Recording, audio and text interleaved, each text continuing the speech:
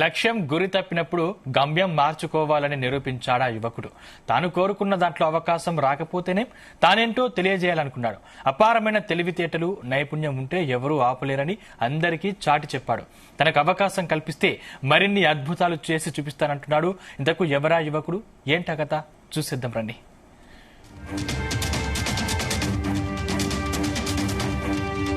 ఇతడి పేరు నాగేంద్ర. ఏపీ ఉప ముఖ్యమంత్రి పవన్ కళ్యాణ్ ప్రాతినిధ్యం వహిస్తున్న పిఠాపురం నియోజకవర్గం యు కొత్తపల్లి మండలం వీకేపురం గ్రామానికి చెందిన యువకుడు. పక్కా ఆర్మీ మ్యాన్ గా కనిపిస్తున్న నాగేంద్ర ఎస్ఎస్సీ, ఇంటర్, ఐఐటి పూర్తి చేశాడు. ఆర్మీకి సెలెక్ట్ కావాలని ప్రయత్నించాడు, కానీ విఫలమయ్యాడు.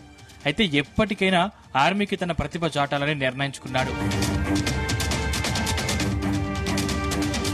తనకున్న అపార తెలివితేటలతో రిమోట్ తో ఆపరేట్ చేసే మినీ యుద్ధ ట్యాంక్ ను తయారు చేశాడు.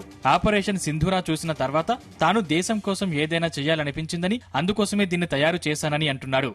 దీని ద్వారా ఫైరింగ్ కూడా చేయవచ్చని, యుద్ధంలో వాడొచ్చని అంటున్నాడు. గ్రామీణ ప్రాంతం కావడంతో తాను ఫైరింగ్ టెస్ట్ చేయలేదని చెబుతున్నాడు. నాగేంద్ర అండి, మాది పిఠాపురం, అదే కొత్తపల్లి మండలం, కొమ్మరిగిరి వెంకటరాయపురం అండి మాది.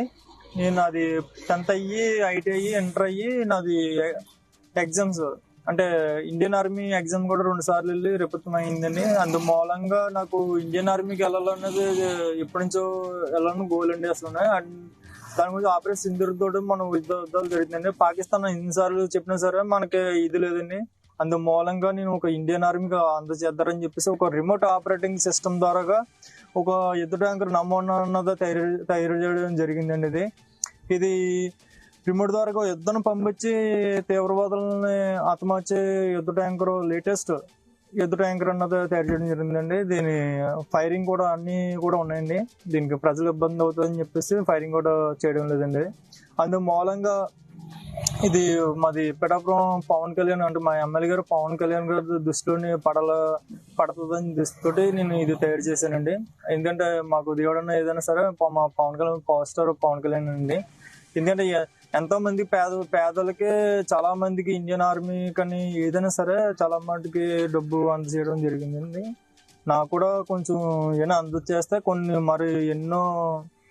కొన్ని యుద్ధ ట్యాంకర్లు ఇండియన్ ఆర్మీకి అందజేద్దారని దృష్టితో ఉన్నానండి. ఒక డిఫెన్స్, ఒక ఆర్మీ కూడా గుర్తించాల్సిందిగా కోరి ప్రార్థిస్తున్నానండి. కేవలం 1,80,000 రూపాయలతో ఈ యుద్ధ ట్యాంకు చేశానని చెబుతున్నాడు. యుద్ధ ట్యాంకులు తయారు చేసి ఆర్మీకి ఇవ్వాలన్నదే తన లక్ష్యం అంటున్నాడు. నాగేంద్ర ప్రతిభను చూసి గ్రామస్తులంతా అబ్బురపడుతున్నారు. ఆర్మీలో చేరాలన్న తన కల నెరవేరకపోయినా దేశానికి ఏదో రకంగా సేవ చేయాలన్న నాగేంద్ర తపనను అభినందిస్తున్నారు.